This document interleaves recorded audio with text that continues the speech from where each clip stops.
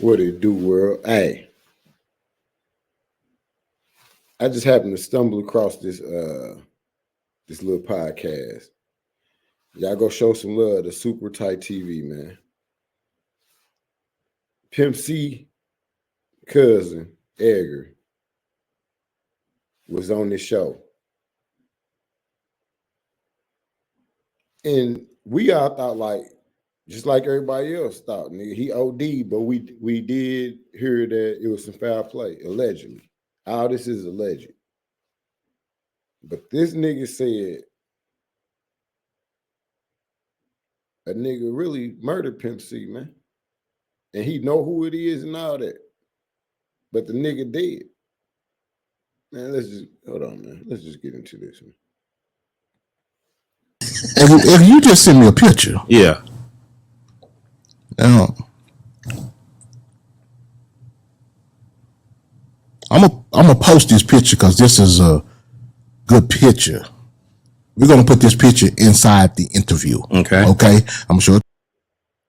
See, I ain't sure if it's this dark-skinned nigga or is it the nigga in the background. But allegedly he poisoned Pimp C. To my wife. You know what I'm saying?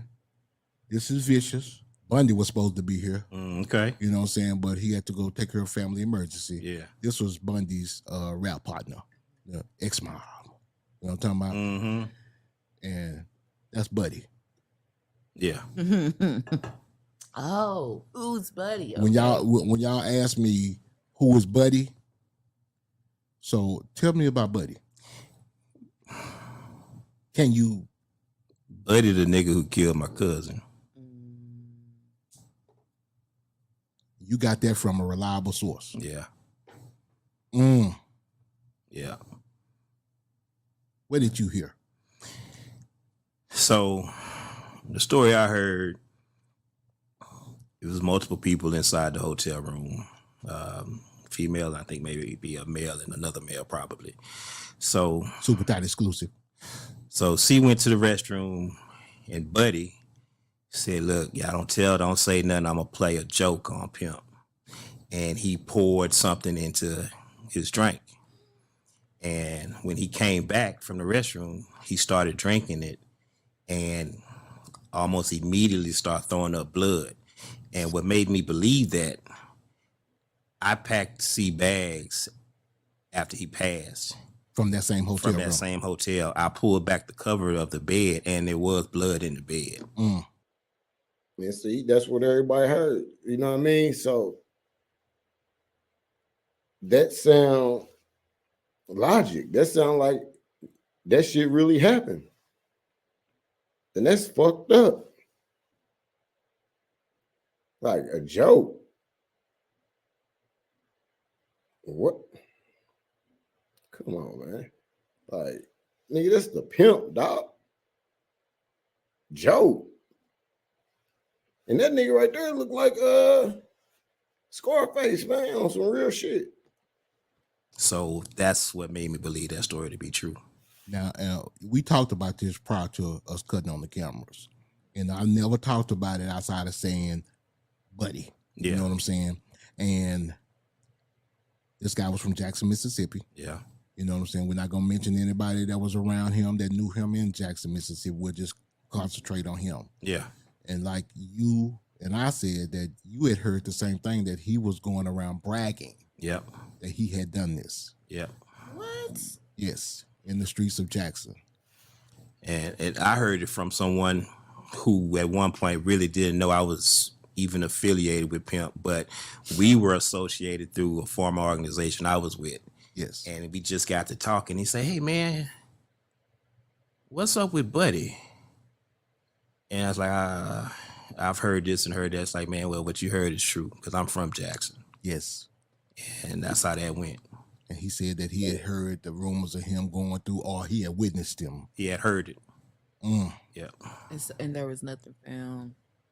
That's what that's my nurse, because my wife is a nurse now. Mm-hmm. You know, and She's gonna ask some medical questions, and what she's asking is, what no traces or nothing found in the what do you call it, autopsy, or the what's the thing called when toxicology report? So no, and why I think what messed it up, and I'm going to just say it like this. Yes. People did so much maneuvering around the autopsy to protect what was they might have thought was going to show up. So that kind of changed the outcome of what really came out. In other words, they weren't looking for that. They wasn't looking for that. What you think they were looking for? Drink? They was looking for drink. And they found small traces of that. Not enough. They did say it wasn't enough to kill. Now, y'all do know they said it wasn't enough to kill him. Yeah.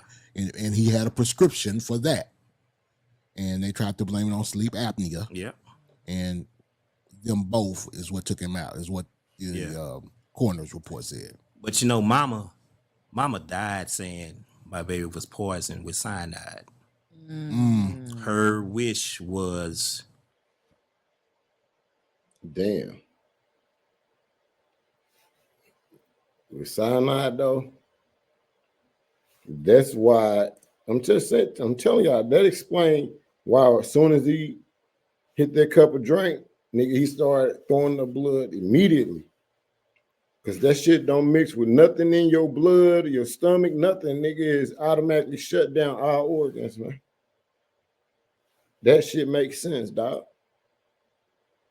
And if y'all go look at the rest of this interview, he tell you about how motherfuckers tried to go around it. Like the people that, man, y'all gotta go check this shit out, man. Oh, it's a couple minutes left, couple seconds.